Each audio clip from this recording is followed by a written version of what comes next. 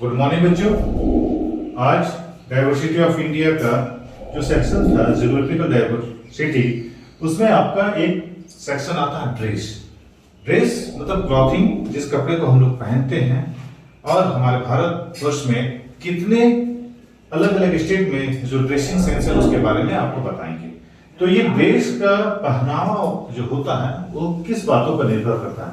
तो climate influence dressing style, मतलब जो जिस भी जगह का क्लाइमेट जैसा होगा, कहीं ठंड है, कहीं सर्दी, कहीं गर्मी, कहीं मॉडरेट, तो उस अनुसार उन लोगों का कपड़े का सेंस होता है। सेकंड पॉइंट है dress like sari and dhoti are worn in the many parts of the country but with different styles। Bharat में क्या है कि ज्यादातर महिलाओं और पुरुषों के द्वारा साड़ी और धोती का पहनावा किया जाता है, लेकिन यदि ये ड्रेसिंग सेंस देखा जाए तो इन कपड़ों का भी वो स्टाइल डिफरेंट स्टाइल में पहनते हैं। एक ही कपड़ा है लेकिन उसके पहनने का स्टाइल होगा। कहीं बंगाल में देखेंगे तो अलग स्टाइल रहेंगी, और वही यदि आप छत्तीसगढ़ या ट्राइबल एरिया में जाएंगे तो उसके पहनावा का स्टाइल अलग होता है। नेक्स्ट है turbans, Farhan, salwar kameez and other dressing style are typical of the place of their origin. They are followed all over the country। हमारे देश की यदि हम बात करें तो बहुत जगह हमारे यहाँ के पुरुष लोग पगड़ी धारण करते हैं, अपने सर पे लोग पगड़ी बांधते। तो ये यदि हम कम्युनिटीज की बात करें तो कुछ धार्मिक रीति रिवाज भी है और कुछ क्लाइमेटिकल जोन। यदि हम पंजाब के लोगों की बात करें तो उन लोगों का पगड़ी धारण ये धर्म के अनुसार मानते हैं, लेकिन राजस्थान में चला जाए तो वहां भी लोग पगड़ी धारण करते हैं क्योंकि वहां का क्लाइमेट हॉट क्लाइमेट होती है। फरहान इस प्रकार से एकदम पूरा टॉप टू बॉटम तक एक पैक करके पहनावा होता है, खास करके ये ठंडे प्रदेशों में। यदि मैं जम्मू कश्मीर की बात करूं और हिमाचल प्रदेश जहां ज्यादा ठंड पड़ती है तो वहां के महिला या पुरुष दोनों फरहान पहनते हैं जो उसके बॉडी को वार्म अप रखते हैं। सलवार कमीज की बात करें तो ज्यादातर महिलाओं का ये ड्रेस पहना जाता है। And other dressing styles are the typicals of the place of their origin. और बहुत जगह क्या होती है जो ड्रेस वहां की ओरिजिन, उस मूल के, उस एरिया के, उस जगह के अनुसार एक टिपिकल मतलब ठेठ जो उस एरिया में चलता है उसको धारण करते हैं। और they are followed all over the India country. भारत में ये जो ड्रेसिंग सेंस देखें तो हर जगह आपको इस तरह का कपड़े का पहनावा और हवा देखने को मिल जाता है।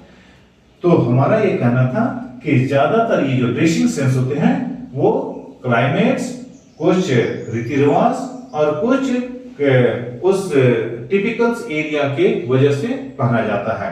तो भारत का ये जो ड्रेसिंग सेंस इस ज्योग्राफिकल डाइवर्सिटी में देखने को मिला है। तो नेक्स्ट पॉइंट है दैट इज फेस्टिवल।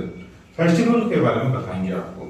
और ये फेस्टिवल क्या होता है? आप जानते हैं कि इंसानों के द्वारा मनाया जाता है, हमारे जिंदगी में खुशहाली आती है।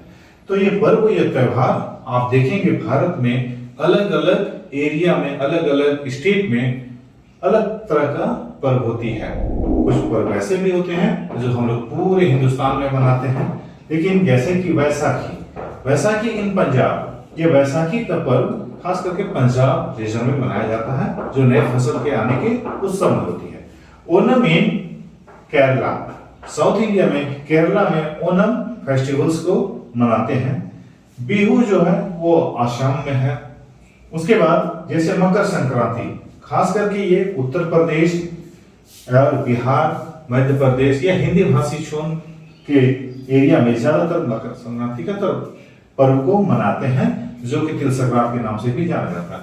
ये पर्व ऐसा है जो इन पार्टिकुलर रीजन में अलग अलग स्टेट में अलग अलग तरीके से मनाते हैं। कुछ सेकंड पॉइंट में some festivals are not restricted to a particular state और रीजन। कुछ पर्व ऐसे होते हैं जो ये किसी स्टेट के लिए नहीं बल्कि जहां भी जो भी व्यक्ति इस पर्व को मनाए इसके लिए कोई रिस्ट्रिक्शन नहीं है। ऐसा नहीं है कि मकर संक्रांति केवल उत्तर प्रदेश और बिहार के लोग ही मनाए। यदि हिंदुस्तान में और भी लोग मनाना चाहते हैं तो वो अपने खुशी से उसको मना सकते हैं। पर्व होता ही है खुशहाली के लिए। तीसरी बात है, they are celebrated all over India. बहुत सारे ऐसे भी पर्व हैं जिसे हम भारत के हर जगह पर मनाते हैं।